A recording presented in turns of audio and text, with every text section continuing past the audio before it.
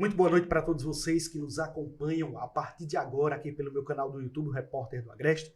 Estamos realizando mais uma edição do Pode Perguntar, esse podcast que tem se tornado um grande sucesso, graças a Deus, em todo o Agreste Meridional, nas plataformas digitais. E a gente agradece, claro, aos internautas por participar e sempre acompanhar os nossos podcasts. Na noite de hoje eu recebo aqui com muito orgulho a deputada estadual Débora Almeida, ela que é deputada estadual, procuradora federal e ex-prefeita do município de São Bento do Una. Débora, boa noite. Seja bem-vinda, ao nosso Pode Perguntar. É uma honra receber você. Gilmar, um prazer muito grande, estar aqui com você. Agradeço também o convite. O convite já vinha sendo feito há muito tempo e aí por incompatibilidade de agendas a gente não conseguia, mas agora, deu certo. Então, muito obrigada por essa oportunidade de estar podendo conversar, com a nossa região aqui do Agreste.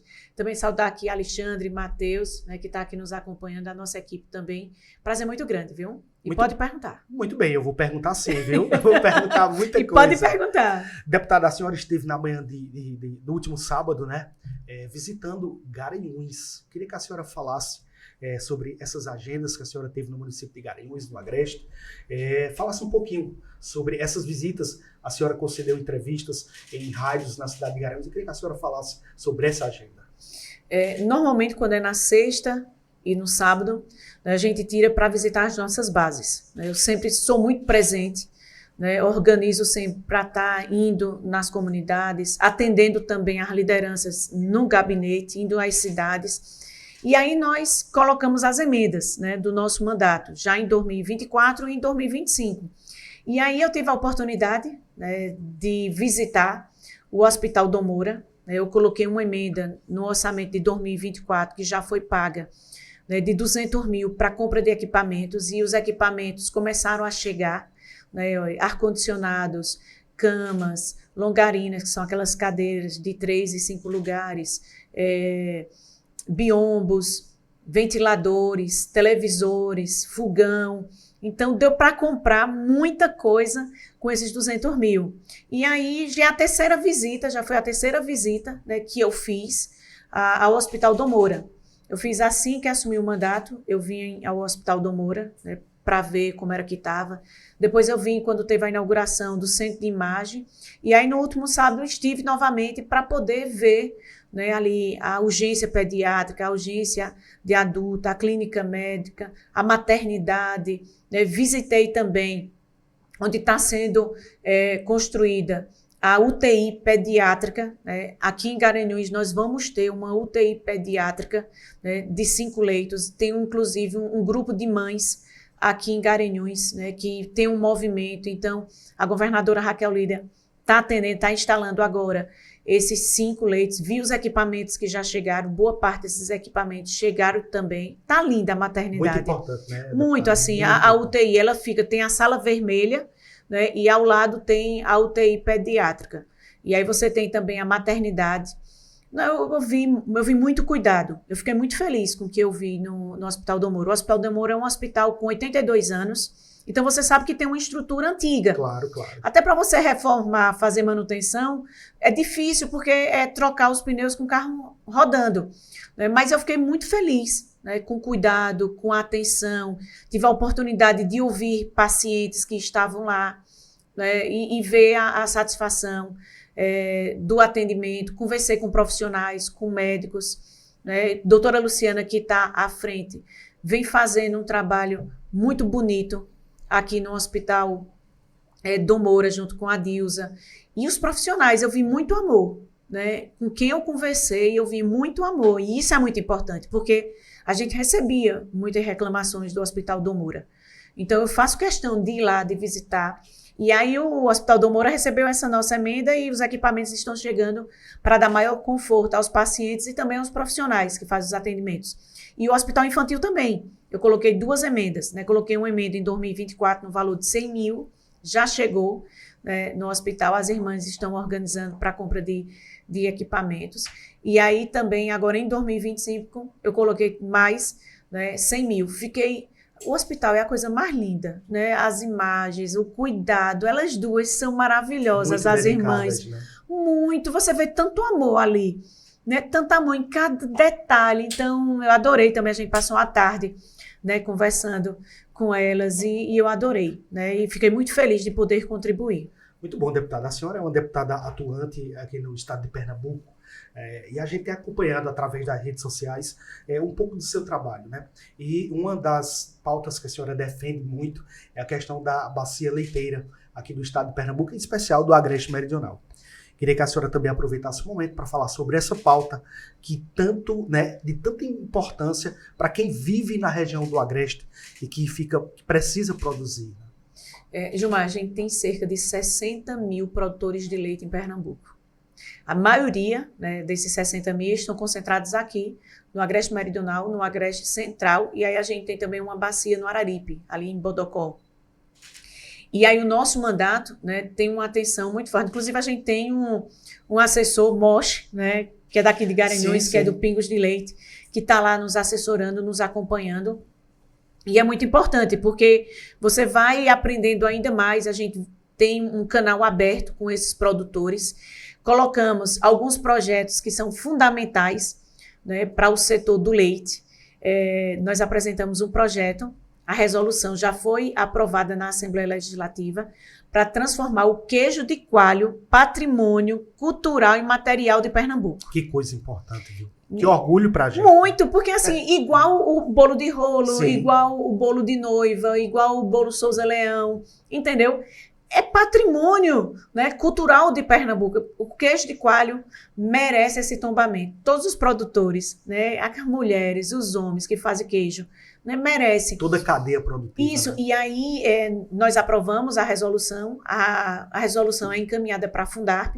Eu estive na Fundarp, né, com a presidente Renata, e aí eu disse a ela, me diga, o que é que está faltando para a gente conseguir fazer esse tombamento? Ela disse, Débora, é preciso fazer uma pesquisa.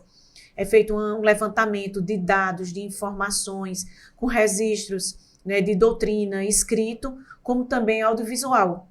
E aí ela disse, olha, precisa de cerca de 500 mil. Aí eu disse, eu vou achar o dinheiro, viu?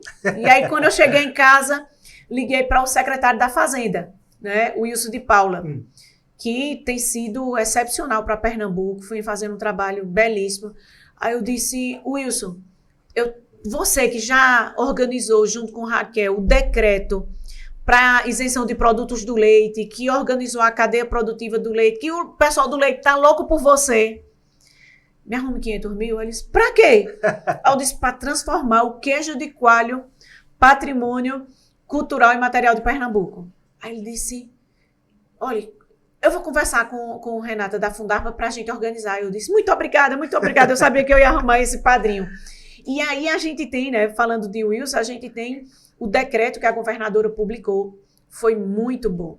Hoje, quem é da indústria do leite recebe um incentivo fiscal, né, um crédito presumido no valor de 95%, desde que ele compre 90% do leite que ele utiliza no laticínio a produtores locais. Ou seja, o produtor local fornece o seu leite para os laticínios, para a indústria de Pernambuco. É muito bom também para o consumidor. Você vai ter produto produzido aqui por mãos de pernambucanos e de pernambucanas, e um alimento de muita qualidade. E aí a gente teve também isenção de produtos, como a manteiga, né, foi levado para o Confaz, ele levou para o Confaz, defendeu, e a manteiga hoje ela é isenta. O queijo já era, né? Então a gente tem isenção do queijo, da manteiga, do doce de leite, do creme de leite. Então isso é muito importante, né? Porque além do queijo, esses produtores também produzem esses outros produtos que fazem parte da cadeia. E aí ele acabou de dizer que o pessoal de Sergipe quer que seja isento também o leite, né, que está saindo de Pernambuco para ir para Sergipe. Ou seja, então a gente aumentou a produção de leite. Que coisa boa. Né? Aumentou a produção de leite em Pernambuco. Então, é muito importante. Né? Esse decreto foi muito importante, foi renovado. A gente tem do nosso mandato também um projeto do queijo autoral. Não tem aquelas receitas Sim. que é de família, ou que ele foi desenvolver. Às vezes um cara é meu... Né? Ele gosta de criativo, gosta de criar, e aí você vai e faz aquele queijo que é uma receita sua, só que aí você não pode produzir para vender, porque ele não tem o registro.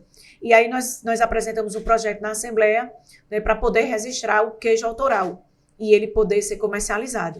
Então, coisa boa. Vai ser muito bom. E aí nós tivemos também uma lei, Gilmar, você sabe, né? Você também é filho de agricultor, Sim. conhece essa realidade. E um dos maiores problemas que o produtor reclama é da Adagro, que a licença da Adagro é muito curta, que você tem que apresentar muito documento. E realmente, a licença é muito curta. Ela tem apenas 1 ano de validade. E aí nós apresentamos um projeto, foi aprovado, já é lei. Daqui a mais ou menos uns 30 dias ela entra em validade, porque uma lei, a partir do momento que ela é aprovada, até ela entrar em vigor, Matheus que quer estudar direito, né, ela tem um período que é de vacatio legis, né, que é aquele prazo que ela tem para entrar em vigência. E aí são de 45 dias, então tem mais ou menos uns 15 dias que ela foi sancionada, então mais ou menos daqui uns 30 dias a licença vai estar valendo e ela agora vai ser de 5 anos. Que coisa boa. 5 anos, igual, né, ao do Ministério da Agricultura. Ou seja, se o grande pode ser em 5 anos, o pequeno e o médio também. E aí ainda tem lá a definição seguinte, se a Adagro, em 90 dias, não analisar, não der uma resposta, a licença é automaticamente renovada, né? A gente pegou esse modelo, inclusive, de outros estados. Então, está todo mundo comemorando, isso vai facilitar muito. E aí tem outras coisas que a gente já está trabalhando. Um código sanitário, né, com a legislação concisa, clara, menos burocrática, para poder ter maior facilidade para os produtores registrarem seus estabelecimentos e poderem seguir as regras sanitárias, evitar que os fiscais tenham dupla interpretação, a interpretação ser muito subjetiva, né? A gente também está trabalhando com a licença do Corpo de Bombeiros e a licença do CPRH, o que é que a gente pode fazer para poder facilitar também. E aí a gente está trabalhando. Nosso mandato é, né, um mandato que a gente vai buscando, ouvindo, né, os produtores para a gente poder ir construindo. Isso é muito importante, né, Débora? A valorização daquele que está lá na ponta, né, daquele que está lá produzindo, lutando, acordando 4 horas da manhã, né? A gente que sabe da luta do homem do campo, daquele que produz o leite, produz o queijo, né? Daquele que vai lá no armazém de farelo comprar ração, muitas vezes tem que escolher, né? Eu que venho de zona rural, meu pai mora até hoje com 86 anos na zona rural, muitas vezes a gente tinha que escolher ou comprar ração ou fazer a feira, né? E aí quando a gente vê uma deputada igual a senhora lutando lá na Assembleia, apresentando projetos, trazendo inovações e melhorias para esse setor que durante muito tempo vinha sofrendo tanto, a gente fica realmente muito orgulhoso de ter uma mulher deputada na Assembleia defendendo os agricultores aqui do Agreste Meridional. Parabéns. Gilmar, muito obrigada, viu? Eu, assim que eu nasci, eu fui morar na Una dos Cordeiros, né? Ali, quase na divisa, né, com Capoeiras. E aí eu tinha uma obrigação todo dia.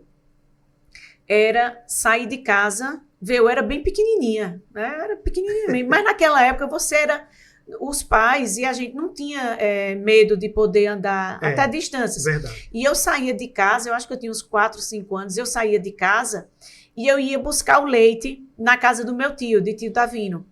E o tambor de leite era um tambor de leite daqueles de alumínio, não tem? Tem isso. Só que eu era tão pequenininha que muitas vezes o tambor de leite ele ia batendo. E aí ele era todo cheio de calombo na ponta, porque eu tinha essa obrigação sempre, todo dia, ir buscar o leite.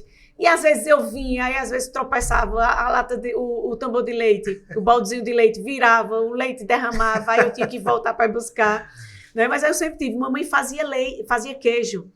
Né? Eu lembro, eu e meu irmão, eu e Danilo, pequenos, ela não tinha ninguém que ajudava ela em casa, e aí ela tinha o quarto do queijo, né? Toda casa tinha o quarto do queijo. Quarto do queijo. O quarto do queijo, ela botava o coalho lá no leite, né, para coalhar, e aí tinham 2 cadeirinhas de balança, eu ainda tenho essa cadeirinha. Aí 2 cadeirinhas de balança, aí ela colocava a gente nas cadeirinhas, amarrava os 2 na cadeirinha, porque ia fazer o queijo para a gente não sair e trelar em alguma coisa, né?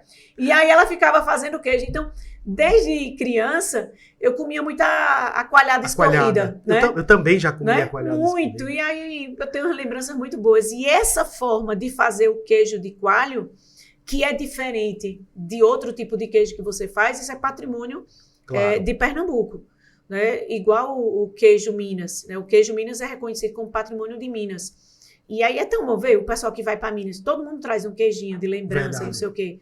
também ser do queijo de coalho. 70% do queijo que é produzido em Pernambuco é queijo de coalho. Muito bem. Conversando com a deputada estadual Débora Almeida, ela que está aqui, né, prestigiando o nosso Pode Perguntar, e a gente sempre curioso para perguntar muita coisa, tem muita coisa bacana que a gente vai abordar durante o nosso podcast. Deputada, recentemente agora, né, nos últimos dias, repercutiu muito a fala do nosso presidente Lula, né? O presidente Lula que trouxe uma novidade para a gente que veio da zona rural, o presidente Lula que afirmou que a galinha põe 3 ovos. Bom, rapaz, se eu encontrar uma galinha dessa, pode ter certeza que vai ser a galinha dos ovos de ouro. E detalhe, 3, viu? Vou pedir para o nosso amigo Alexandre colocar o vídeo para que você que está em casa ou que não viu, para você poder entender melhor. Vamos ouvir o nosso presidente falando da galinha que põe 3 ovos e a gente vai comentar sobre isso. Por que subiu o ovo? Porque fez muito calor e a galinha diminui os ovos quando ela tem muito calor. Mentira. Porque calor fez no ano passado, porque no final do ano agora choveu bem, o tempo ficou muito melhor e cada vez que chove eu fico pedindo a Deus que chova mais, porque eu estou cansado de calor e cansado de fogo. Então as galinhas não reclamaram, alguém está sacaneando as galinhas. Alguém está sacaneando as galinhas. Sabe? Alguém pode ficar certo que está sacaneando as galinhas. Porque essas galinhas que botam ovo, elas ficam trancadas. Elas, coitadas, ficam pondo 3 ovos por dia. É só comendo, bebendo água e pondo ovo. Comendo, bebendo e pondo ovo. Sabe? Não deixa a coitada descansar. Para falar dessa fala do presidente Lula, falar também da questão da geração, né, da produção de ovos no município de São Bento do Una, que é o 4º maior produtor do Brasil. Não, você vê essa declaração aí do presidente, você vê que ele tem total desconhecimento, né, como acontece a criação de galinhas, a produção de ovos, né, total desconhecimento sobre a avicultura. E a avicultura, ela é muito importante, né, para o nosso país.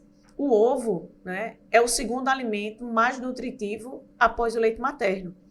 Então, é uma proteína importante na alimentação.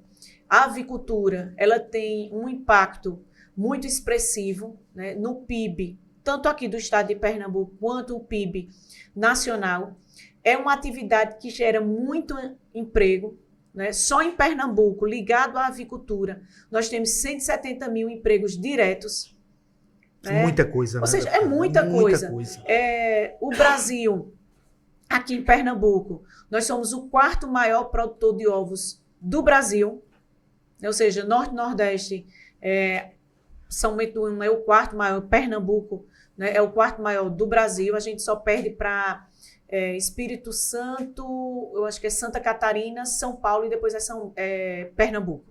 Ou seja, impacta, né, muito na economia, na geração de emprego e renda. Sem dúvida. Né, e é uma atividade que eu vou lhe dizer, ô povo corajoso, você chega assim e diz assim, veja mesmo, São Bento não tem água.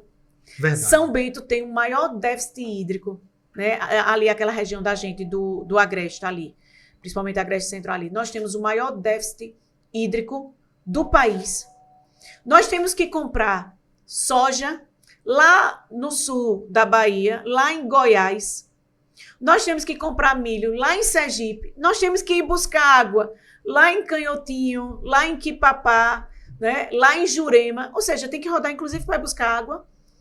E aí você chega e diz assim, e vocês são o 4º maior produtor de ovos do Brasil? Qual o segredo? Quando nós fizemos uma feira lá em São Bento, pronto, se a gente tivesse com essa edição da feira lá em São Bento, era uma oportunidade excelente para o presidente Lula ir lá conhecer, claro, e conversar com os produtores. Viver a realidade, né? Isso. Os produtores de Espírito Santo, né, em Santa Maria de Jetibá, que é a cidade maior produtora de ovos do país, quando nós fizemos a Feira de Avicultura em 2019, os produtores foram para São Bento.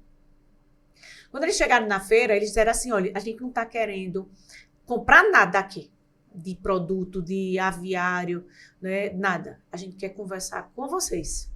Nós queremos conversar com os produtores, nós queremos conversar com homens e mulheres. Eu quero saber como é que vocês têm que buscar matéria-prima lá fora, vocês têm que rodar para ir buscar água, e como é que vocês conseguem produzir desse jeito? Né? E aí eu conversando com eles, eu disse, olha, são duas coisas. Primeiro, as pessoas. O povo corajoso, determinado, né, com fé em Deus, que vai, que enfrenta, que transforma o obstáculo em oportunidade. Né? E o segundo, o clima. Né? Apesar da gente não ter água, a gente tem um clima muito favorável para a criação animal, tanto avicultura, pecuária de leite e pecuária de corte. Eu disse, são essas duas coisas. Né? E aí a gente viu que o presidente Lula, com total desconhecimento da produção, uma galinha não põe 3 ovos por dia, uma galinha põe um ovo a cada 25 horas, quando ela está no pico de produção, no auge de produção dela. Né? Para ela pôr o primeiro ovo, ela leva cerca de 6 meses, né? Porque aí ela chega na granja de pintinha, e aí depois ela tem todas as fases, até com 100 semanas mais ou menos, ela ir para o descarte, porque a produção já cai, e aí você tem que fazer a muda, né? Você vai e tu coloca uma outra safra de galinhas. Em Pernambuco, nós temos 67 milhões de galinhas, que produzem por dia 14 milhões de ovos. Né? Então, o custo de produção é muito caro aqui para a nossa região. E aí eu incluo nesse custo de produção tanto a cadeia do leite, né? E também de corte e a avicultura. Por quê? A base da ração desses animais é milho e soja. Sim. Né? E está muito caro. Muito caro, né? claro. Muito caro, muito caro. O milho, né, nos últimos tempos, a gente estava com milho comprando a saca a R$45, até um dia desse. A semana passada estava 100, né, a saca. Então, muito caro. E aí você tem bandejas, que aumentou muito o preço, você tem os insumos que complementam a ração, você tem vacina, você tem a alta do combustível, porque você tem que buscar a matéria-prima lá fora. Ou seja, tudo está muito caro. O país está vivendo um período de inflação. Altíssima, né? O período de inflação não é só o ovo que está caro. Não, todos os produtos né? estão caros. Não é só o ovo que está caro. O ovo está caro, o café está caro, né? Tudo está caro. O produto de limpeza, tudo está caro. Você antes ia com R$200 para o mercado, você trazia uma quantidade de produtos. Claro. Hoje você traz, eu acho que 1/3 do que você trazia. Então está tudo muito caro. Então o que é que o presidente Lula tem que fazer? Ele tem que chamar a equipe dele econômica, o time da economia, sim, e analisar e ver que as medidas que estão sendo tomadas, né, não estão surtindo efeito. Ou, pelo contrário, estão surtindo um efeito contrário. Negativo, né? Prejudicando a população brasileira. Prejudicando. Né? E aí a gente está vivendo um período, né, inflacionário, onde o poder aquisitivo vem diminuindo das pessoas. Então, aí eu convidei, né, o presidente Lula para ele poder conhecer. Está convidado, né? Ele está convidado para ele conhecer a avicultura de São Bento do Una. Quando ele chegar lá, ele vê que o avicultor está lá, ele investe em tecnologia, no aviário, nos cuidados, né, ver as famílias trabalhando, ver os empregos que são gerados, e ele conhecer. Né? Eu tenho uma tia que ela chegou e mandou uma mensagem para mim, ela é avicultora. Eita, Débora, convida mesmo ele, que eu não aguento ele pegar e dizer que uma galinha põe 3 ovos por dia. Ele tem que convidar ele para a gente mostrar a ele. Né? Então, realmente, assim, foi infeliz a declaração, e um gestor, ele tem que pegar o problema e tentar resolver. Encontrar a solução. Né? Encontrar a solução. E não apontar claro, o dedo, com né, querendo arrumar culpados. Verdade. E aí, deputada, a senhora pontuou bem. Todos os produtos estão caros. Até a picanha que o presidente prometeu, o pobre ainda não pôde comer, né? Até a picanha que o presidente prometeu que no governo dele, picanha e cervejinha todo mundo ia poder tomar, o presidente pode ter certeza, viu? Duvido que o trabalhador, deputada, que ganha um salário mínimo, ele possa comer a picanha tão sonhada que o presidente prometeu. Então, é hora do presidente, né, assumir de fato o país, buscar melhorias, soluções e, claro, tentar combater a inflação de fato e de direito, não criando uma galinha que põe 3 ovos, né? Mas se achar essa genética, eu acho que manda para São Bento do Una, eu acho né, que tem deputada? que patentear. Claro, essa genética tem que patentear. É diferente. Né? Tem que ser estudado pela NASA. E aí você vê que a própria avicultura, eles investem muito na genética. Então, as galinhas, elas estão evoluindo. Hoje, elas estão pondo mais ovos, mas mesmo assim, é um ovo a cada 25 horas. Com certeza. A gente estava falando, antes de iniciar aqui, um frango de corte. Ele, desde o momento que ele chega na granja até o momento que ele vai para o abate, são 40 dias. E aí as pessoas dizem, é hormônio que dão nesse... A gente ouve muito isso, né? É hormônio que aplica nesse frango? Não, é genética. Né? A genética melhorou para que... Pode prestar atenção que o frango hoje, quando você vê, tem um peito né, mais robusto. Então, Verdade. aquilo dali é a genética e a nutrição, né, a ração que ele come ao longo desse tempo. Então, são 40 dias para um frango de corte, desde o momento que ele chega até o momento que ele vai para o abate. Muito bem, conversando com a deputada estadual Débora Almeida. Deputada, aqui no nosso Pode Perguntar, a gente tem um quadro, já gerou muita polêmica, muita gente curte, muita gente gosta, que é o quadro Curte ou Bloqueia. A gente vai colocar aqui na tela uma personalidade e a senhora vai dizer se curte, se bloqueia, e vai também ter a oportunidade de dizer por que curte e por que bloqueia. Eu vou trazer o nosso primeiro, em nome das Óticas Nova Dimensão, do meu amigo Bruno da Ótica. Aí a senhora vai dizer se curte, se bloqueia, para a gente falar um pouquinho de política. O prefeito do município de São Bento do Una, a sua cidade, né, Alexandre Batité, a senhora vai dizer se curte, se bloqueia, por que curte ou por que bloqueia. Eu bloqueio. Né? Eu vejo que ele pegou o município bem organizado, né? Poderia estar fazendo mais, principalmente em políticas públicas voltadas para a criança, voltadas na educação, na própria saúde do município. E aí você vê projetos da assistência social abandonados, como, por exemplo, o espaço de convivência dos idosos fechado, espaços de convivência de adolescentes e de crianças, né? Inclusive um que nós inauguramos lá no Delmário Braga, onde antigamente funcionava a FEBEM, caindo, né? Fechado. A própria educação do município, né? Crianças com deficiência, né? Sem um atendimento, deixando de ir para a escola. O município não recebeu o selo Unicef.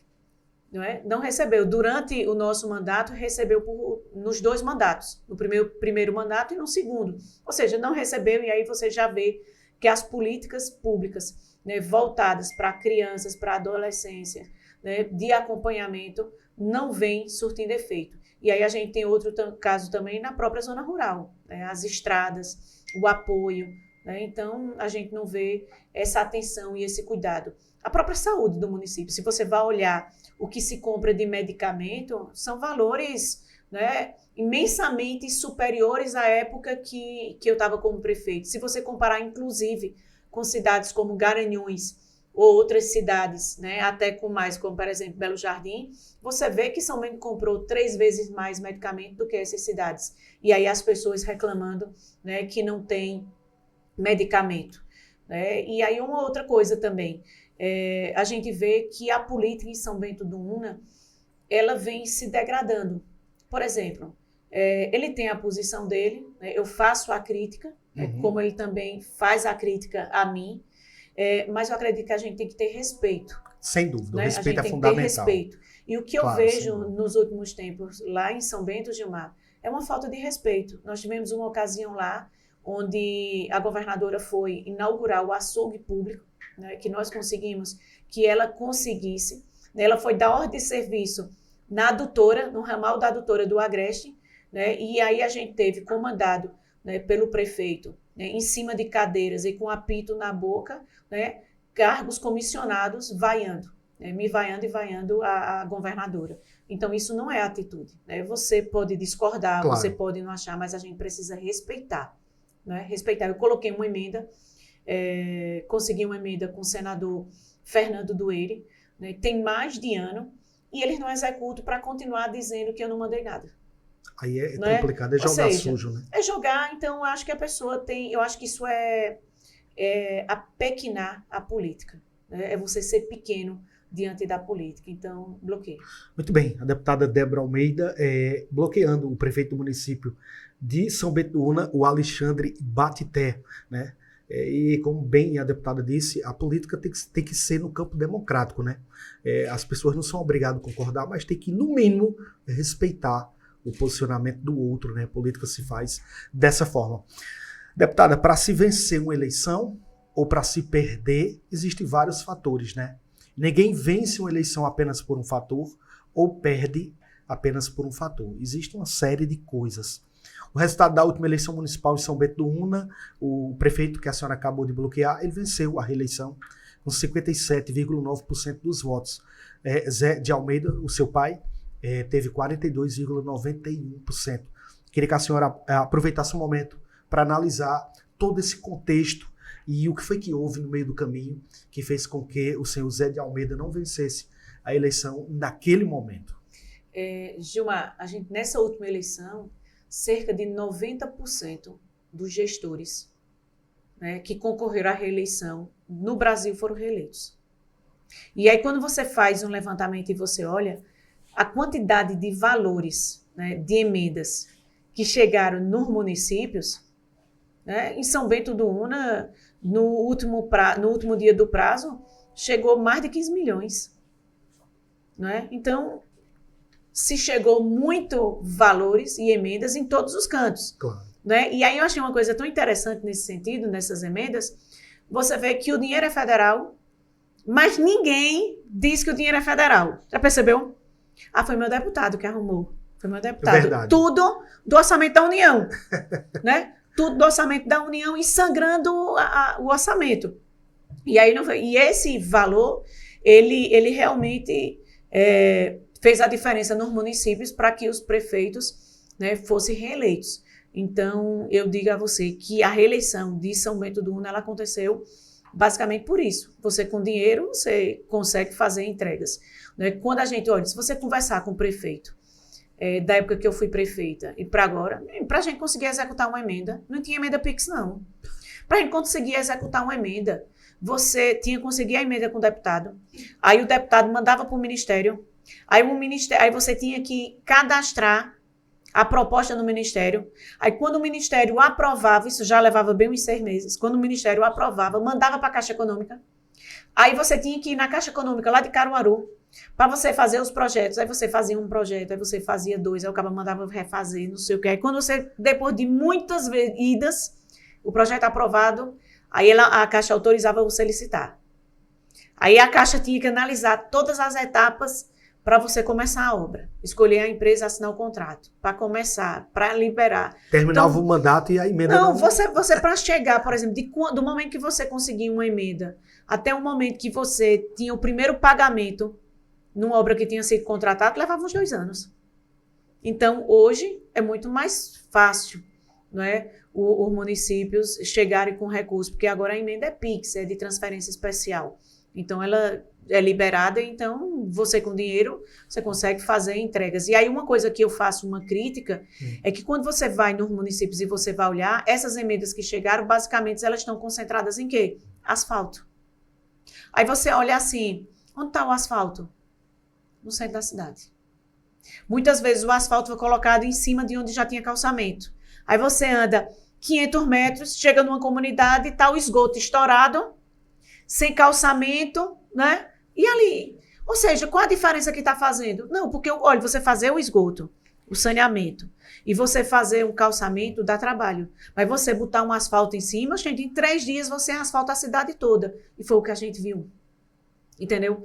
Então, aí você vê que muito desse dinheiro, chegou muito dinheiro nos municípios. Os prefeitos fizeram obras que são mais visuais, rápidas. E o eleitor é muito visual, né? Muito visual, muito rápido. visual, por exemplo, rápido. praças. Por exemplo, as praças de São Bento foram executadas com a emenda de 1.700.000 que nós conseguimos com o deputado, o então deputado Bruno Araújo. Eu deixei tudo pronto para ser executado. Não consegui executar por conta da pandemia, que as construtoras estavam quase todas paradas e não tinha nem material. Mas aí foram executadas, já chama a atenção. Claro. Então, você chega nas ruas, nas cidades, você vê muita rua sem calçamento. E o importante destacar, a deputada pontuou uma coisa muito importante. Claro que o asfalto é bom, embeleza, né? Mas não tem como comparar com o saneamento básico, né? Vai na periferia das cidades e pergunta se elas querem o asfalto no centro da cidade, onde é calçado, ou se elas querem saneamento, né? Que reduz, né? Exatamente. As doenças, enfim. Mas E faz a diferença. Eu lembro que eu estava como prefeita e tinha o bairro do Odete Costa. E as crianças adoeciam muito, deixavam de ir para a escola com dor de barriga, doentes. Aí eu fiz o saneamento, fiz o calçamento. Nenhuma criança adoecia mais, né? Nenhuma criança. E aí você vê que os índices de popularidade do presidente Lula vêm caindo. Eu cheguei até a conversar com o Carlos, que é irmão do deputado Silvio Costa, né? Ministro Silvio Costa, Sim. E eu dizendo a ele, Carlos, pode prestar atenção, muito do dinheiro da União, do orçamento da União, está chegando nos municípios. Mas quem leva o crédito é o deputado, né? O deputado federal. E aí, quando chega, está sendo executado exatamente em obras que são rápidas e que dão um retorno político mais rápido, como asfalto, coisas. E aí a gente vê que o plano de governo que o presidente Lula, né, apresentou à população nas eleições de 2022, ele não está conseguindo executar muita coisa. Por quê? Porque ele está sem orçamento para executar isso. Você chega nos ministérios, os ministérios não têm orçamento. Eles ficam dizendo, arruma um deputado para o deputado colocar uma emenda aqui para eu poder executar. Ou seja, estão amarrados. O orçamento do país de 2025 foi aprovado a semana passada, né? Se eu não me engano, dia 20. Isso. Veja só, né? Veja que situação. E aí, problemas estruturais, né, que fazem realmente a diferença na vida das pessoas, não estão. Verdade. Não estão recebendo uma solução. Bem destacado pela deputada. Deputada, eu estava analisando, e dos 49 deputados estaduais, apenas 6 mulheres.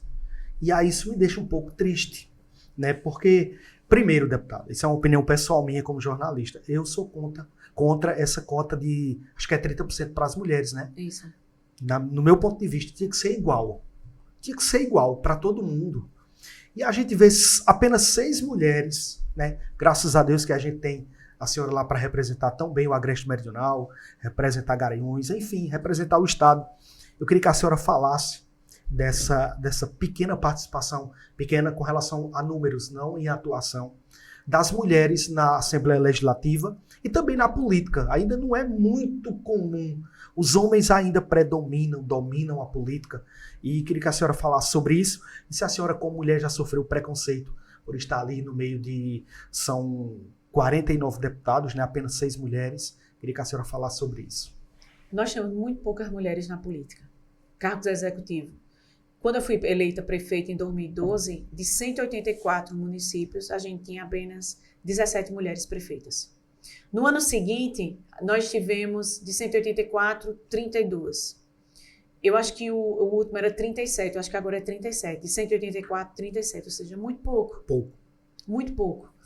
No legislativo de câmaras, tem várias câmaras municipais que não tem nenhuma mulher. Verdade. Veja, Belo Jardim, uma cidade desenvolvida, uma cidade, né, de um porte, não tem nenhuma mulher na Câmara de Vereadores.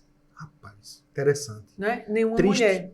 Aqui em Garanhuns tem quantas? Eu não lembro. 4 mulheres, né, Alexandre? Pronto, 4 mulheres, mulheres. São quantas? 19? São 17. 17. Capoeiras tem 2. Pronto. 2 São mulheres. Bento tem 2. Né? Então, é muito pouco. Na Assembleia Legislativa, nós somos 49, apenas 7 mulheres agora, porque Roberta Arraes, né, Caio assumiu a secretaria e Roberta, né, assumiu o cargo de deputada. 7, é muito pouco. É muito pouco. E aí você diz, por que tão poucas mulheres? Primeira coisa, o que mais afasta as mulheres da política é a violência política. O preconceito, né? A falta de oportunidade de você mostrar a sua capacidade, a sua competência.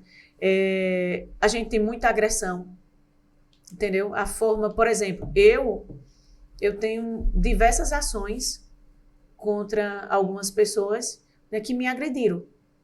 O Ministério Público tem a lei de violência política de gênero, onde existe a possibilidade do Ministério Público ingressar com ação, né, fazer a denúncia, entrar com ação por violência política de gênero contra mulheres, tanto candidatas quanto em mandato. E o Ministério Público ingressou com 3 ações, contra 3 vereadores de São Bento do Una, que utilizavam toda quarta-feira a tribuna da Câmara, transmitida pela rádio, para me agredir, né? Para me difamar, para me caluniar. Né? Isso direto, constante. É tanto que, na denúncia do Ministério Público, o promotor colocou que não teria nem a possibilidade de transação penal, porque se tratava de uma ação contínua e reiterada, até uma perseguição. Sim, claro. Ou seja, isso para quê? Para levar você a desistir da política, a você sair. Desestimular, né? Desestimular. Coibir a entrada de outras mulheres na política. Isso, e aí você vê, toda quarta-feira, né, os caras metendo cacete em mim, sendo transmitido pela rádio, chegando nas casas das mulheres. Você acha, Gilmar, uma mulher que está ouvindo aquilo ali, que está vendo aquela agressão a mim, você acha que ela vai querer entrar na política? Muito difícil, né? Não. Não vai querer. Não vai, porque ela está vendo o que eu estou sofrendo e ela não vai querer sofrer. Verdade. Entendeu? E aí a gente tem que ser muito firme, né? Ficar se reafirmando, se posicionando, né? Tem também o preconceito velado, né? Existe um preconceito velado. E aí você tem que se afirmar. E aí uma coisa que é muito interessante. Isso acontece muito comigo e com Raquel. Eu vejo. A gente é muito firme, né? Quando a gente toma uma decisão, a gente vai lá. Eu sou insistente, eu luto por aquilo que eu acredito. Então aí o que é que o pessoal faz? Ela é teimosa. Quando é um homem, como ele é firme, determinado. Tem personalidade. Tem personalidade. Né? Quando ele quer uma coisa, ele luta, vai até o fim. Quando é a mulher. Quando a mulher ela é teimosa. Né? Tomou iniciativa, decidiu. Ela não escuta ninguém. Como é o homem, vê como ele tem decisão. Como ele tem opinião. Foi lá, decidiu, já fez. Veja. Verdade. Né? Veja. Isso é, né, violência. Tem um Instituto Alziras que ele faz um trabalho de conscientização de violência. No meu segundo mandato, eu participei de uma entrevista dessa, de uma pesquisa. E aí tinha umas perguntas que perguntavam, gente, eu já sofri isso. Gente, isso é violência? Porque tinham coisas que aconteciam e eu ficava incomodada, mas eu não tinha consciência que era violência.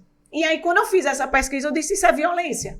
E aí, o que é necessário se fazer? Se divulgar, se conscientizar. Eu faço questão de denunciar quando eu sofro uma violência. Por quê? Para servir de exemplo. Com certeza. Para que sirva de exemplo e aquela pessoa que está praticando a violência seja punida. E sirva de exemplo para os outros. Né? E com isso, a gente incentiva também as mulheres a ingressar, porque saber que se ela for agredida, ela pode denunciar e ser protegida. Não é? Então, nós somos mais, né, de 50% da população. E nós não somos representados por tantas mulheres. Pautas que são importantes para a gente, muitas vezes não são importantes para os homens. Verdade. Isso Entendeu? tem que mudar, né? Tem que mudar. O Tribunal de Justiça, até pouco tempo, 52 membros, uma mulher. Aumentou agora para 58, 4 mulheres. Pouquíssimo. Pouco. Né? O TRF, para ter mais mulheres, agora também saiu também para todos os tribunais, né, do CNJ. Para termos mais mulheres no tribunal. Por quê? Porque o processo de chegar no tribunal é político, né?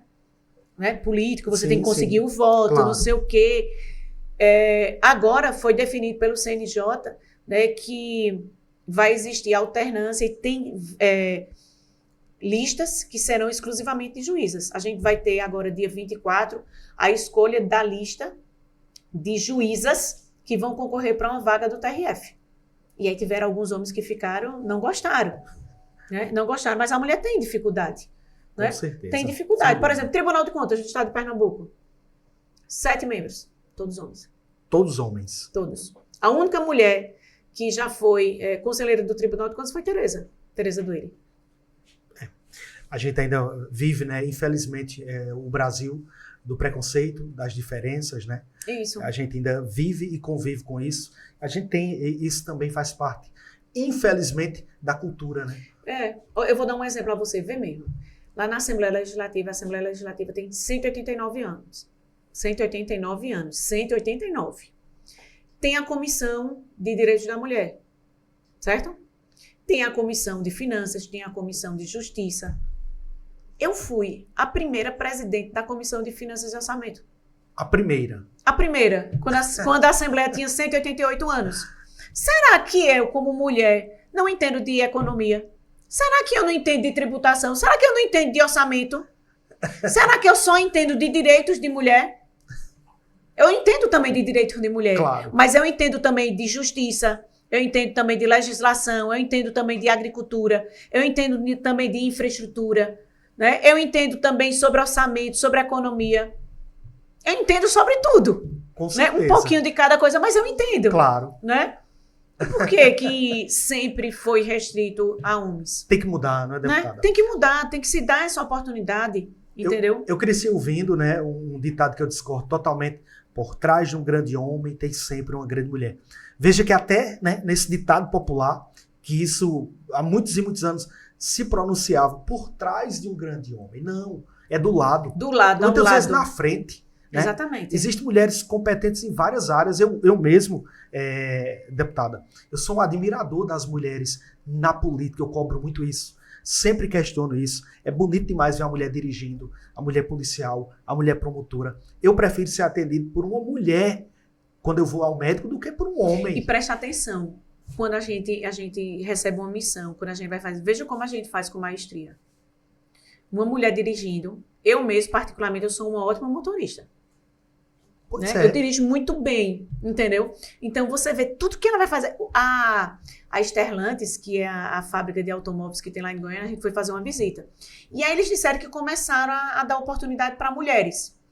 E aí eles viram que as mulheres davam um show no acabamento do veículo. E agora todas as pessoas que trabalham no acabamento do veículo, naquela parte interna, são mulheres. Tá vendo? Porque são habilidosas. Claro, né? sensíveis. Habilidosas. Né? A gente tem agora aqui no batalhão, né, pela primeira vez, uma mulher. Isso, a primeira vez na história, viu? Né? Na primeira vez na história, ou seja, Verdade. uma mulher, né, lá, firme, determinada. Né? E aí a gente teve promoções, eu fiquei muito feliz, assim. Muito importante. Muito bem, vou pedir para Alexandre colocar mais uma personalidade na tela em nome das Óticas Nova Dimensão, patrocinador aqui do Pode Perguntar. O presidente da Assembleia Legislativa de Pernambuco, deputado Álvaro Porto, eu queria que a senhora aproveitasse o momento para dizer se curte, se bloqueia, analisar a atuação do deputado Álvaro Porto como presidente da Assembleia de Pernambuco. O deputado Álvaro Porto, né, foi eleito presidente e reeleito, né, inclusive é do PSDB, né, também do nosso partido. E a gente já teve, né? Álvaro, eu tenho muita liberdade de conversar com ele e dizer, ele sabe que eu tenho posição. Sim, claro. Né? Da mesma forma que ele tem posição... Muita personalidade, né? Forte ele tem também. Da mesma forma que ele tem posição e tem uma personalidade no que ele acredita, eu também tenho. Né? E a gente tem uma relação de chegar e dizer, presidente, eu não concordo com isso não. Né? E ele sabe que eu sou sincera. Sim. Né? Que eu tenho posição também. E aí teve até um discurso esses dias que ele fez, e aí quando eu encontrei com ele, ele disse, ainda bem que tu não estava. Aí eu disse, se eu tivesse, eu ia rebater. Aí ele disse, eu sei. Né? Eu sei. Por quê? Porque... Né, ele sabe que eu tenho posição, respeito o presidente Álvaro Porto como presidente, né, e aí eu também quando eu chego para ele, eu disse, da mesma forma que eu lhe respeito como presidente, eu exijo que você me respeite, né, como deputado, e aí a gente vai convivendo. Muito né, bem. E aí ele vem fazendo também um trabalho importante na Assembleia. Quando eu discordo dele, eu faço questão de dizer, né, e de me posicionar, e né, um deputado que tem uma presença importante aqui também na Assembleia. Né? Eu curto, apesar de... Ele sabe do que eu acho, eu também sou muito sincera com ele, então eu curto. Muito bem, a deputada Débora Almeida curtindo aí o presidente da Assembleia, o deputado Álvaro Porto, ele que tem reclamado, né, da interferência, segundo o deputado, do Poder Executivo, né, da governadora, no Poder Legislativo. Mas não tem interferência, cada um que está ali, né, é independente, a Assembleia Legislativa é independente. Né? Claro que a gente tem o grupo, tem a bancada do governo, Normal. como também tem Claro. a bancada de oposição. E a gente vê um respeito, sim, Com entendeu? certeza. E a gente tem que se manifestar, né? Deve se manifestar. Nós estamos num parlamento, o parlamento é para falar, para falar, para debater. Né? Isso é natural, ninguém está lá para balançar a cabeça. Exatamente. Né? Então, e ele particularmente eu gosto do deputado Álvaro Porto, conheço pessoalmente, é um deputado importante, né, muito expressivo para Pernambuco, mas que de vez em quando levanta uma polêmica e aí as pessoas vão concordar, discordar, é normal, faz parte do processo Isso. político e democrático. Exatamente, então você tem uma maturidade, né, de você politicamente poder fazer isso. Muito bem, deputada, vamos falar agora sobre apoios, né? A senhora é uma deputada, como eu disse no início, atuante, tem uma visibilidade muito grande no estado de Pernambuco, né? Sempre trazendo pautas importantes, mas a gente quer falar nesse momento sobre os apoios. Queria que a senhora destacasse apoios de alguns prefeitos aqui no estado de Pernambuco, de lideranças. Eu sei que a senhora sempre está visitando os municípios. Queria que a senhora aproveitasse esse momento, já que ano que vem, né, o próximo ano, tem eleições. Como é que está aí essa articulação política?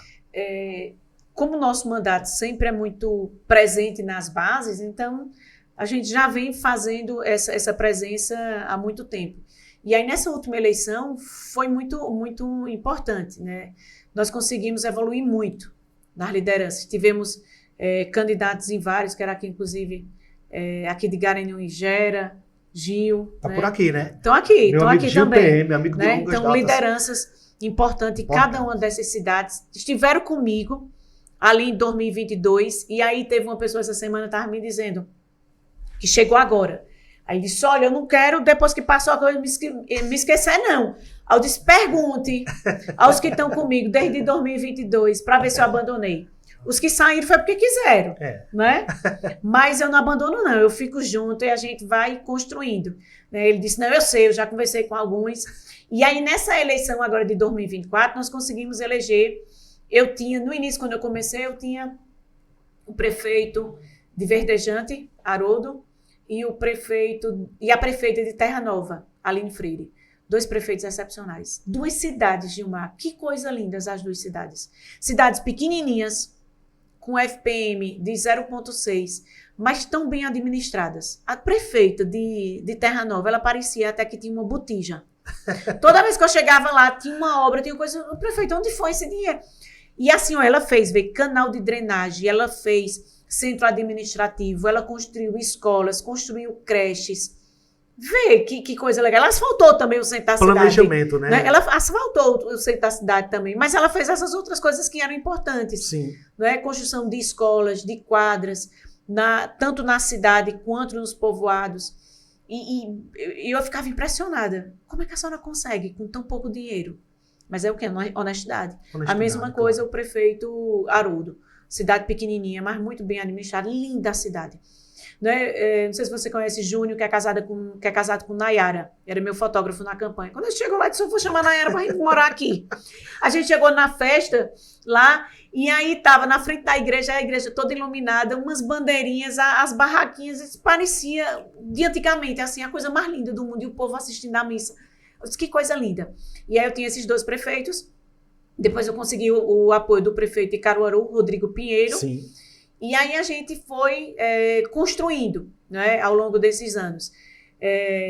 Tínhamos lideranças importantes, como lá em Tacaimbó.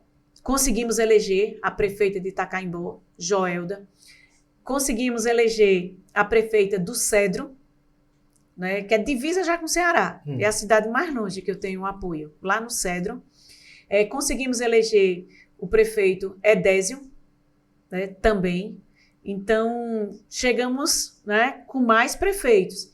E aí, outras cidades onde não conseguimos chegar por pouquinho, como Terezinha, né, Adriano, que vem fazendo um trabalho excepcional. Adriano perdeu por 85 votos. A prefeita do Cedro ganhou por 75. Veja só que difere. Veja que disputa, né? É teste para cardíaco, viu? Que disputa. Mas aí você vê que nas outras cidades, a gente se tornou a segunda força em muitas cidades, onde a gente não conseguiu fazer, como Lagoa do Ouro, Terezinha, né? Então, se tornou a segunda força e com chances, por exemplo, Carpina, né? Bruno Ribeiro, né, ficou em 4º lugar, e quando você faz um estudo, Bruno hoje é a liderança de oposição, com expectativa de futuro. Então, você vai construindo. Vai se projetando para o futuro, né? Vai se projetando. E aí, outras cidades, por exemplo, São Bento do Una, nós tivemos mais de 12 mil votos. Verdade. Então, você vê que em São Bento, nós temos um voto que é duro. O voto duro, aquele voto que acompanha, que acredita. acompanha. Porque eu vou lhe dizer, o que a gente apanha lá em São Bento, e você ter aquele voto, é porque é um voto duro, um voto firme. Verdade. Né, de opinião também. E aí, a gente está ampliando. No Sertão Central, eu consegui ampliar nossas bases. Já tenho apoios em Parnamirim, em Salgueiro, em Mirandiba. Né? Eu tinha no início só Verdejante e Terra Nova. Veja só, já estou crescendo. Aqui também, no Agreste, a gente está ampliando também. No Agreste Central, na Zona da Mata também, em Machados, eu já estou com a liderança. Né? Em Carpina, a gente está montando ampliando o grupo também lá de Bruno. Então, vai se reorganizando, né? a campanha, eu já estou com o meu mapa, né, em construção. Fiz a atualização, né, do mapa de 2022 para agora, para as novas lideranças que chegaram. Estou com o mapa já em atualização, né, com reuniões. Eu tenho uma reunião uma vez por mês. E meu mandato ele é muito organizado. Você vê, o nosso gabinete tem uma assistência muito boa, né, para as lideranças, para as bases. Eu fiz uma seleção quando foi para montar meu gabinete. Eu fiz uma seleção. Eu trouxe 2 profissionais, um de Santa Catarina e um de Brasília, né, que tinham experiência em legislativo e estão no meu gabinete. Os danadinhos são virados, que é Miguel e Luiz. Eu tenho essa proximidade com o agro. Eu levei Moche para o nosso gabinete. Coisa boa. Né? E aí a gente tem um organograma no gabinete, cada um com sua função, com sua atividade.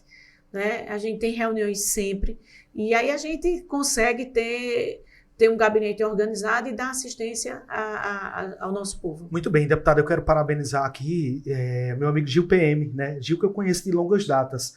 Gil, eu tenho um respeito, uma admiração, uma gratidão por Gil, porque Gil também me abriu as portas aqui em Garanhuns, né? Vindo de Capoeiras também. Gil me abriu as portas do gabinete, me recebeu bem, né? E eu estou sempre pelo sucesso de Gil.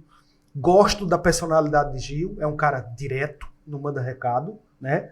E você sabe, Gil, que a gente que tem esse tipo de personalidade, às vezes é mal compreendido, né? Mal interpretado, mas eu prefiro ter um amigo como Gil PM do que um monte de gente falsa, né? A gente sabe que na política tem muito, né, Gil? Meu amigo Gera também, um lutador, um batalhador, um cara de jeito do bem. E meu amigo Adriano Campos. Mas Adriano Campos é um sujeito do bem, deputado. Muito esforçado. Muito simples, Gil, muito humilde. A esposa, uma pessoa maravilhosa. Eu fiquei um fã do Adriano. E eu tenho fé em Deus que Adriano vai ser prefeito de Terezinha, porque ele merece. Você vê também, ali a gente tem lideranças em Jupi, né? A prefeita, ex-prefeita Celina, né? O nosso grupo está lá. Luciano Campos, Luciano da farmácia, lá em Jucati. Né? Pio, lá em Capoeiras. Meu amigo, né? Pio. Pio, lá em Capoeiras. Tem uma história. E aí você falando de Gil, a personalidade de Gil, eu disse, eu tenho umas lideranças no nosso coisa, uns amigos. Eu disse, eu quero juntar eles, que eu quero botar eles numa mesa para ver. Aí Gil, vê mesmo. Eu tenho que juntar esses amigos para eles se conhecerem. É Gil, é Tenente, o vereador Tenente, lá em Belo Jardim, e o vereador Luciano da Funerária, lá de Machados. Eu tenho que juntar vocês. Porque é muito interessante. Assim, uma coisa que eu acho muito, muito importante na política é você ter palavra. Tem que ter palavra. Quando esses meninos dão a palavra, pronto. Verdade. Né? Tem que ter palavra. A política, assim, existe muita falta de credibilidade no meio político. A gente vê muita gente que é avesso à política, não quer falar de política, não quer saber de política, mas ela faz parte da nossa vida, né? Então a gente vê tanta gente, Gil, que não tem palavra. Quando a gente encontra uma deputada, Débora Almeida, um Gil PM e tantas outras personalidades que têm palavra, a gente fica assim maravilhado, né? De ver pessoas com posicionamento firme e forte. A gente sabe que agradar a todos, a gente não vai agradar. Não existe isso, né? Exatamente. E aí, olha, você ter posição, você é respeitado por sua posição. Exatamente. Eu não preciso concordar com você. Não, de jeito mas nenhum. eu respeito você porque você tem posição. Claro, entendeu? claro. Eu respeito você porque você tem posição. Sem dúvida nenhuma. Até a política tem que ser não dessa é? forma. E é assim, você ganha o respeito. Claro. Né, pelas pessoas. O vereador Tenente foi interessante. Quando foi na eleição da Câmara de Vereadores, o deputado federal Mendonça Filho ligou para mim. Ô, Débora, converse com o Tenente. Pergunta a Tenente se Tenente quer ser presidente da Câmara de Belo Jardim. Ele já foi. Ele é muito sério. Pergunta se ele quer. Né? Que aí eu organizar aqui o nosso grupo para eleger ele. E aí, Tenente, eu liguei para a Tenente disse, não posso. Tenente, por que tu não pode? Não pode ser o presidente da Câmara. Eu disse, por que tu não pode? Ele disse, porque eu dei ontem a minha palavra ao outro grupo. E quando eu já dei minha palavra, eu não volto atrás, não. Rapaz, interessante. Aí eu disse, tu dá essa palavra, eu dei. Não volto atrás, não. Dei minha palavra, não volta mais atrás. Está certo. Muito bem. E aí teve outra coisa também, que a prefeita de Itacaimbo, Joelda, é outra. Tem a palavra, ela deu a palavra, acabou-se. E aí ela tinha tomado uma posição de alguma coisa, aí uma pessoa ligou, ligue para ela, fale com ela, não sei o que. Eu disse, falo não. Disse, por quê? Eu disse, porque ela deu a palavra dela. Se ela deu a palavra, ela não muda. E eu, de jeito nenhum, eu vou chegar lá e vou dizer, muda não. Então, você não deu a palavra, acabou-se. Muito bem. Né? Deputada, eu fiquei curioso, né? Quando a senhora falou em Capoeiras, é minha cidade, é a cidade que me toca, né? Capoeiras. A senhora falou do apoio a Pio, né? Tem o apoio de Pio. Mas fora isso, como é que a senhora analisa lá o cenário político? A senhora, hoje, Capoeiras já se desenha 2 grupos, né? Do atual prefeito e a oposição se desenhando. A senhora tem interesse? Como é que a senhora vai analisar essa questão política na cidade de Capoeiras, que a senhora conhece tão bem? A Capoeiras mudou, as pedras do xadrez estão se movimentando, não é? A nossa liderança política lá é Pio, mas eu tenho uma proximidade muito grande com Capoeiras. Eu tenho 5 tios que moram em Capoeiras, né? Então tem uma proximidade muito grande. São Bento faz divisa ali com Capoeiras. Nas nossas emendas, nós colocamos a emenda para o prefeito Nego fazer a Praça da Maniçoba. Ele está fazendo, foi emenda nossa. Colocamos também uma emenda de uma ambulância. E aí a campanha da gente lá em Capoeiras vai ser visitar os amigos e pedir o voto. Né? Pio já continua acompanhando, levando as demandas de Capoeiras, né, para o nosso gabinete. E eu vou deixar os outros grupos lá ficar arengando. Eu vou ficar só indo atrás dos amigos e pedindo meu voto. Né? Porque, pelo que eu vejo, lá vai ser uma eleição bastante pesada. Né? Porque, inclusive, existe uma migração de peças. Né? Na última eleição, a gente teve Natália e, do outro lado, o prefeito Neide. E aí a gente vê uma migração, né, da ex-prefeita Neide Reino, o ex-prefeito Nenê, e também o deputado estadual Álvaro Porto, agora na oposição contra Nenê. Eu não quero entrar nessa briga, não. Então a senhora não vai... Eu não entro nessa vai briga, não. Vai simplesmente fazer sua campanha. Eu vou fazer a minha campanha, deixa ele lá. Eu vou lá mostrar o nosso trabalho, claro. O apoio que a gente está dando aos produtores, o apoio que a gente vem dando a Capoeiras. Eu não entro em confusão de ninguém, não. Muito bem. Faço a minha parte, ou pedir meu voto e deixo eles para lá. Muito bem. Deputada, vamos analisar agora a gestão da governadora Raquel Lira, né? A gente acabou de dizer que a gente não consegue agradar a todos, não adianta, né? A governadora Raquel Lira, a primeira mulher eleita governadora, a gente falava aí da participação das mulheres na política, a governadora Raquel Lira, a primeira mulher eleita governadora de Pernambuco. Ela já está na metade do mandato, né? E tem muita gente que critica, tem muita gente que elogia, tem muita gente que espera mais, enfim.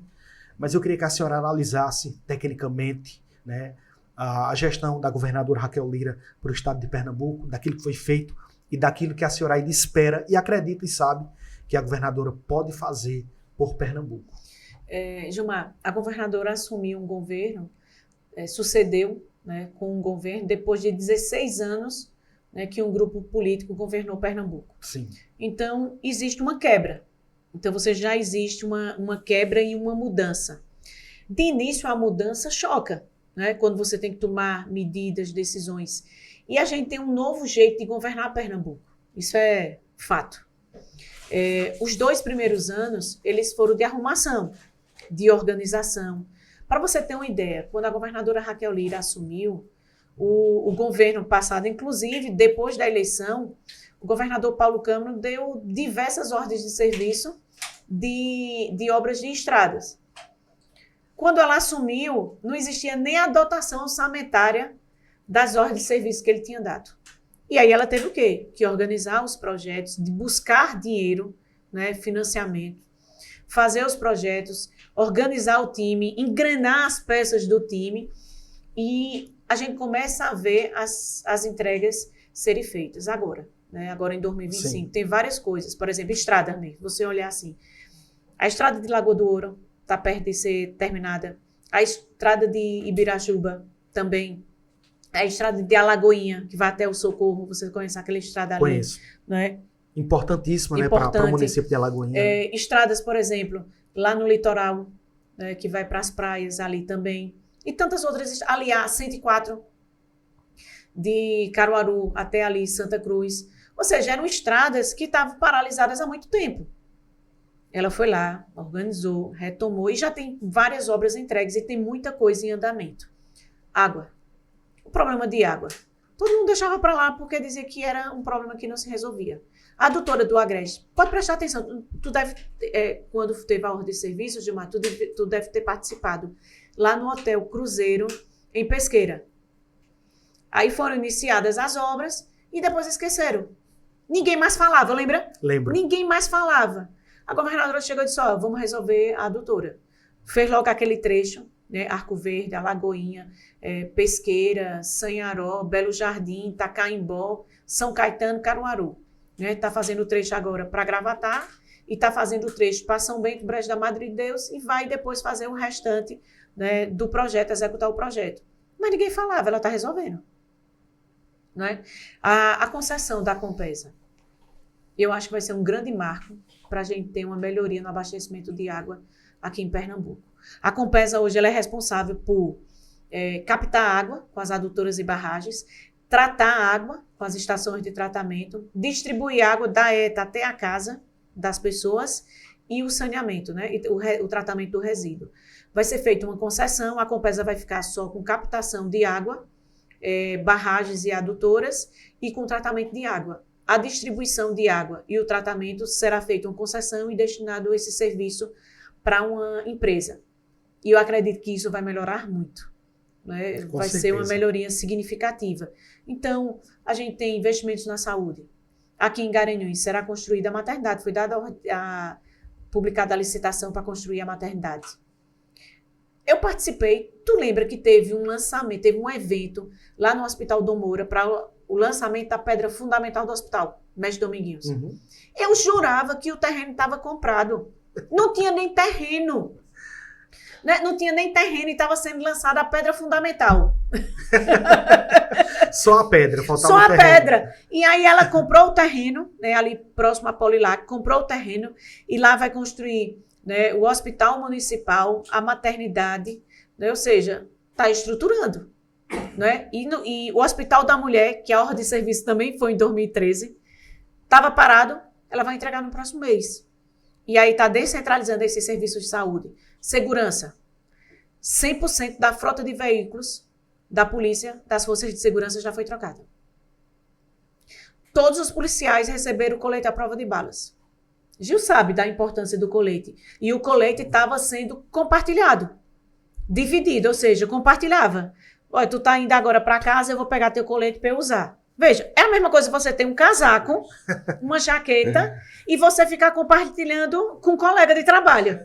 Ou seja, é um item pessoal. Claro, sem dúvida, né? É um item pessoal, de vestimenta.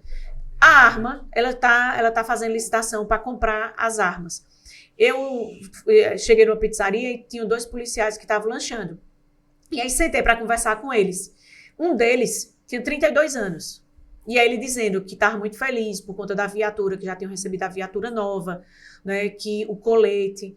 E ele disse, olha, minha arma aqui, a governadora está comprando armas novas. Essa minha arma tem 34 anos, eu tenho 32.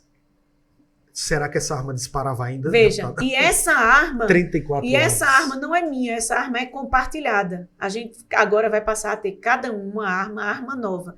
E ele disse que numa operação, ainda bem que ele estava, né, com outro colega, ele atirou e a arma travou. Entendeu? Muito tempo de uso. Muito tempo. E aí você vê, os índices de criminalidade vêm caindo, ainda não são os ideais, sim, mas vêm caindo. A gente vê também o índice de desemprego vem caindo, ainda são altos? São. Mas quando ela assumiu, quando a Raquel assumiu, era 15%, hoje é 10%. Quando o PSB estava, era 18%, em 2017. Né? Então, você vê que está melhorando. Mas você leva um tempo. Eu estou muito confiante das entregas, né, que acontecerão. Muito bem. Vou pedir para a Alexandre colocar mais uma personalidade. A deputada Débora Almeida vai dizer se curte, se bloqueia. Vamos lá. Coloca na tela. O ex-presidente Jair Bolsonaro, né? Aquela novela É Preso, Não É Preso, é candidato, não é candidato, enfim. Mas eu queria ouvir a deputada Débora Almeida sobre isso. É tão interessante a polarização que a gente está no país hoje. 100%. Não, é polarizado. Acabou. Se eu vou e faço uma crítica a Bolsonaro, Aí vem os bolsonaristas, metem o cacete em mim. Verdade. E diz que eu sou lulista.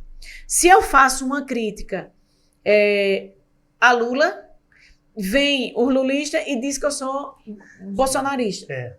Minha gente, existe coisa positiva na direita e existe coisa negativa.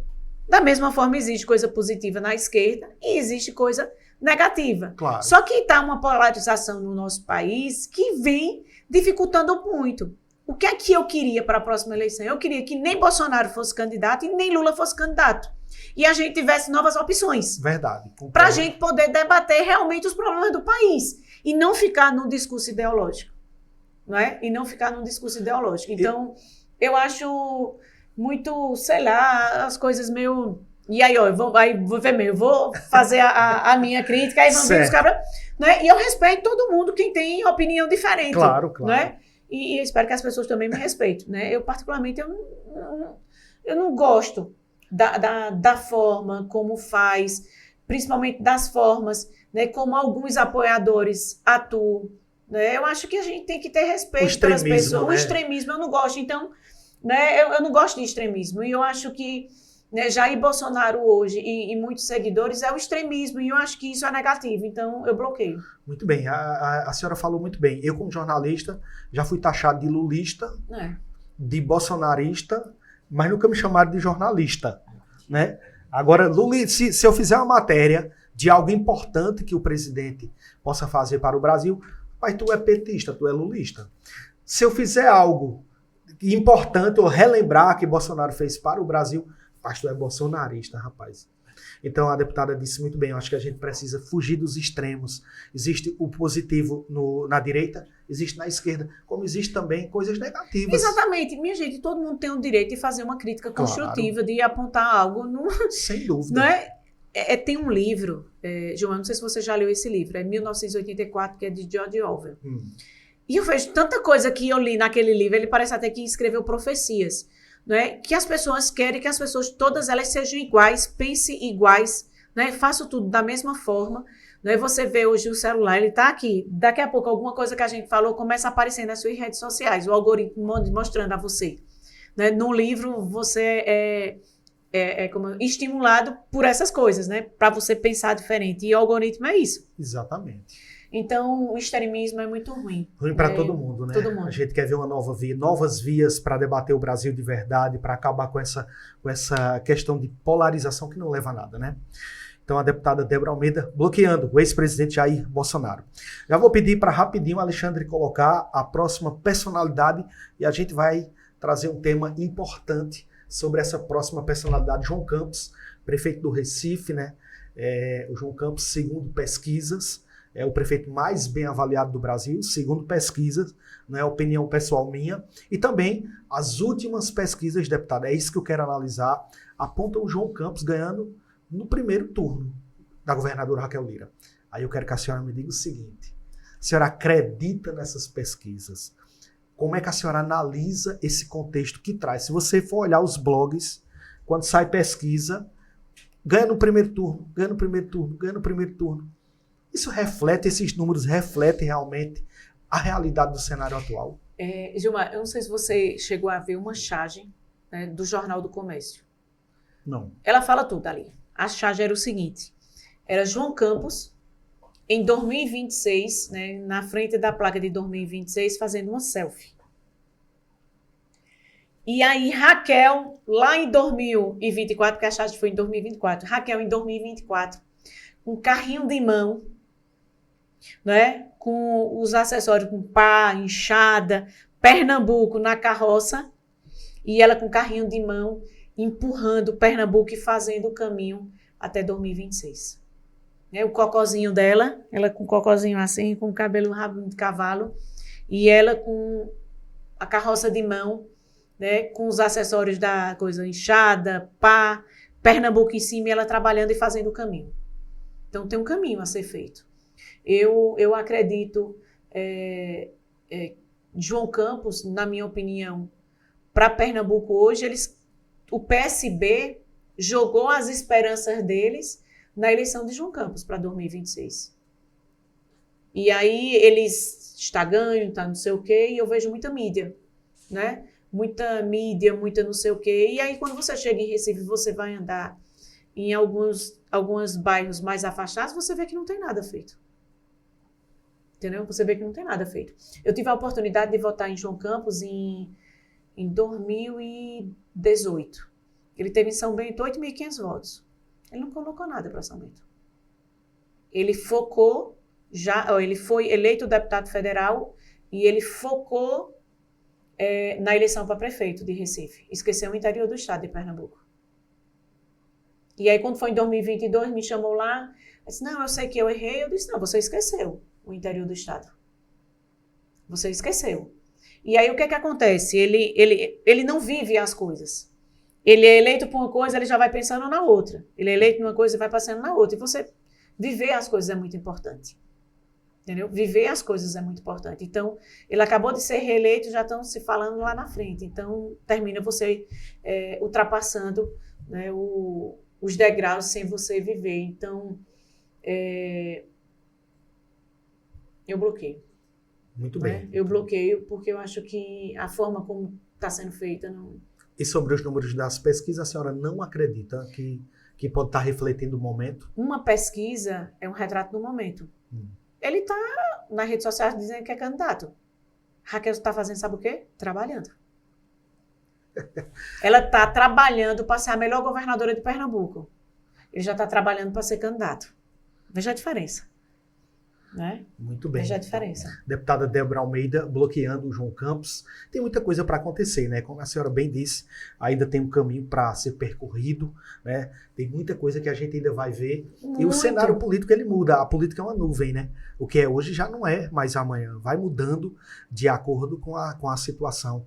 Jovem, tem todo um futuro pela frente, né? Tem o DNA da política, de família tradicional. Governadora também, né? É de família tradicional. Você imagina, vê, 16 anos que essas pessoas estavam governando Pernambuco. Perderam o poder, estão há 2 anos, né, sem estar no poder. Todas as esperanças deles estão em João Campos. De voltar os 16 anos que não tinha nada em Pernambuco, que não se resolvia problema de água, que não se resolvia problema de estrada, que não se resolvia problema de saúde no interior do estado de Pernambuco. Eu era prefeita e eu via. A gente só era chamado lá no Palácio para anúncios de empreendimentos ou de obras na região metropolitana. Não tinha nada para o interior do estado de Pernambuco. O interior do estado de Pernambuco só era lembrado próximo da eleição para dar ordem de serviço, assinar autorização para licitar alguma coisa. Deputada, se comenta também nos bastidores, e a gente ouve muito isso, que muitos dos prefeitos que estão hoje, que seguem a governadora, que estão nos eventos, que estão tendo aí, recebendo demandas para os municípios, muita gente se comenta nos bastidores, rapaz, esse pessoal não vai ficar com Raquel. Na hora H, esse pessoal vai para João Campos. Enfim, a gente ouve muito isso nos bastidores. Como é que a senhora analisa e se a senhora tem ouvido isso também nos bastidores da política pernambucana? Veja, a Raquel está conseguindo chegar, né, com ações em todos os municípios. É como a gente está falando, né, da palavra. Então, ela está conseguindo chegar em cada um dos municípios. Lá na frente, quando for na campanha, a gente vai ver o posicionamento desse prefeito, ou dessa prefeita, ou desse gestor. Mas eu tenho certeza, se chegou ações e que mudou a vida do povo dele, ele vai reconhecer esse trabalho e vai querer que esse trabalho seja dado continuidade. Deputada Débora Almeida, muito obrigado por participar do nosso Pode Perguntar. Para mim é uma honra receber a senhora, falar de política, falar de Pernambuco, falar de coisas interessantes, né? E a gente tem acompanhado através das redes sociais todo o trabalho realizado pela senhora, defendendo o Agreste Meridional, defendendo pautas importantes, trazendo o desenvolvimento para a nossa região, para o estado de Pernambuco. Que a senhora tenha saúde, sucesso, muita sabedoria, para que no ano que vem a senhora possa também, né, continuar trabalhando e comemorar mais uma vitória, porque quem ganha com isso é Pernambuco, é o Agreste Meridional. Gilmar, eu que agradeço, né? Agradeço a oportunidade da gente poder, esse papo delicioso, foi ótimo, adorei, viu? E eu olhei, eu disse, cada personalidade que ele foi botando ali, eu disse, o que é que vem? Muito obrigada por essa oportunidade, né? Agradecer a Alexandre, a Matheus, a Gil, Gera, né, Marcelo Jorge, Marcelo está por aqui, meu amigo Marcelo Jorge. Né, muito obrigada, né, por essa oportunidade. Demorou, né, mas aconteceu. Quero aqui colocar também o nosso mandato, né, à disposição aqui, né, do Pode Perguntar. Muito obrigado. Né, qualquer dúvida, esclarecimento que você quiser, alguma coisa, entre em contato com o nosso gabinete, né, para poder, né, ter uma informação, né, e aí também colocar o nosso mandato, o nosso gabinete à disposição de todo o nosso povo aqui do Agreste Meridional, do Agreste Central, de Pernambuco, do interior do estado de Pernambuco, para que a gente possa contribuir também com essas ações e fazer a diferença. Eu digo que o nosso gabinete é uma voz, né? Uma voz desse povo. Né? Quando você é executivo, você consegue executar. Quando a gente é legislativo, o que a gente faz? Pede. Então, podem pedir, que eu vou pedir por vocês. Não é? E aí a gente vai pedindo e a gente vai podendo representar cada um. Obrigada por essa oportunidade. Muito bem, a gente agradece a todos que nos acompanharam, viu? E na próxima quinta-feira estaremos de volta com mais uma edição do nosso podcast Pode Perguntar.